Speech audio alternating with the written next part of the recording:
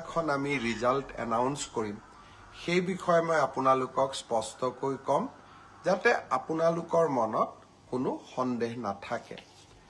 পোনপ্ৰথমে মই আপোনালোকক জনাব খুজিছো যে আমাৰ এডিআৰই পৰীক্ষাৰ যি গ্ৰেড 3 আছিলে অৰ্থাৎ তৃতীয় বৰ্গৰ যি চাকৰি আছিলে সেই চাকৰিৰ ফলাফল আমি 10 অক্টোবৰ তাৰিখে প্ৰকাশ কৰিম।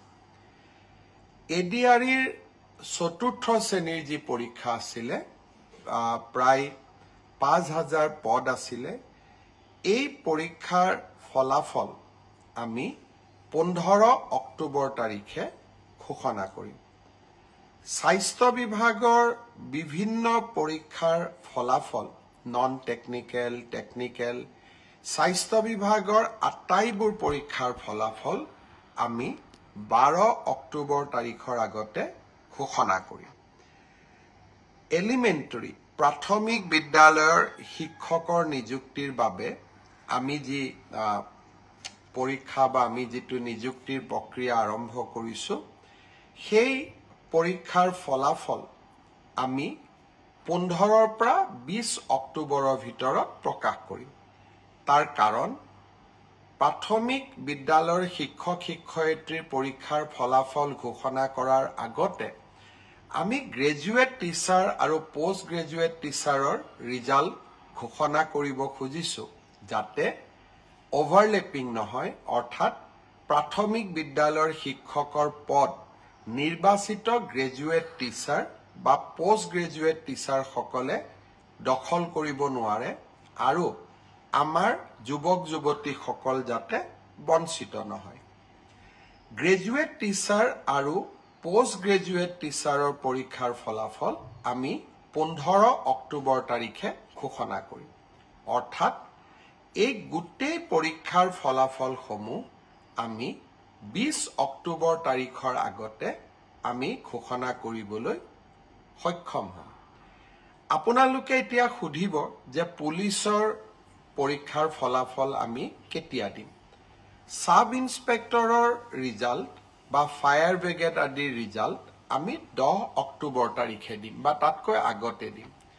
কিন্তু এবি আৰু ইউবি কনিষ্টবলৰ ৰিজাল্ট দিয়াৰ ক্ষেত্ৰত গুৱাহাটী উচ্চ ন্যায়ালয়ে এটা আমাক সাময়িকভাৱে বাধা আৰোপ কৰিছে। আমি আশা কৰো সেই বাধা আৰোপ অতিক্ৰম কৰি অৰ্থাৎ উচ্চ ন্যায়ালয়ক সন্তুষ্ট কৰি আমি এই মাহৰ ভিতৰতে পুলিচৰো এবি আৰু ইউবি কনিষ্টবলৰ ৰিজাল্ট ঘোষণা কৰিব পাৰিম। এই গোটেই ৰিজাল্টৰ ফলাফলৰ লিষ্টখন দেখিলে আপোনালোকে ইতিমধ্যে গম পাইছে যে আমি 20 অক্টোবৰলৈকে যাবলগীয়া হৈছে। কিন্তু মই প্ৰতিশ্ৰুতি দিছিলো যে অক্টোবৰ মাহৰ ভিতৰতে 10 অক্টোবৰত আপোনালোকক নিযুক্তি পত্ৰ দিম। 10 অক্টোবৰত মই নোৱাৰিলেও অন্তত 25-26 অক্টোবৰৰ ভিতৰত আপোনালোকৰ হাতত মই নিযুক্তি পত্ৰ তুলি দিম।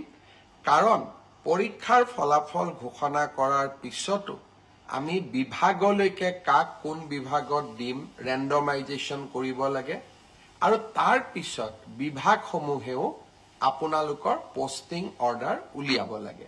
সেই কাৰণে অক্টোবৰ মাহৰ ভিতৰতে আপোনালোকৰ নিযুক্তি হ'ব। কিন্তু কেইটামান দিন আপোনালোকে অপেক্ষা কৰিব লাগিব। ইয়াৰ কাৰণো আপোনালোকে জানে যোৱা কেইবাটাও দিন ধৰি আমি কোনেও কাম কৰিব পৰা নাই। জুবিনৰ মৃত্যু বা জুবিনৰ দুৰ্ঘটনাৰ পিছত বা বহুতে কোৱাৰ দৰে হত্যাৰ পিছত যি ধৰণে আমি নকওঁ কিয় আমাৰ মনবোৰ বিষাদেৰে ভৰি পৰি আছিল। কাম কৰিব পৰা কোনেও নাছিল।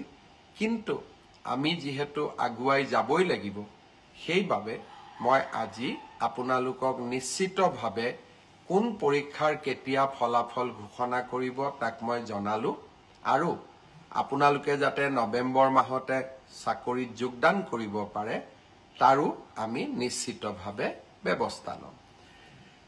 বন্ধু বান্ধৱীসকল, শ্ৰদ্ধাৰ ৰাইজ, আৰু কেইটামান কথা মই আপোনালোকক ক'ব খুজিছো। অৰুণোদয়ৰ জৰিয়তে আমি অসমৰ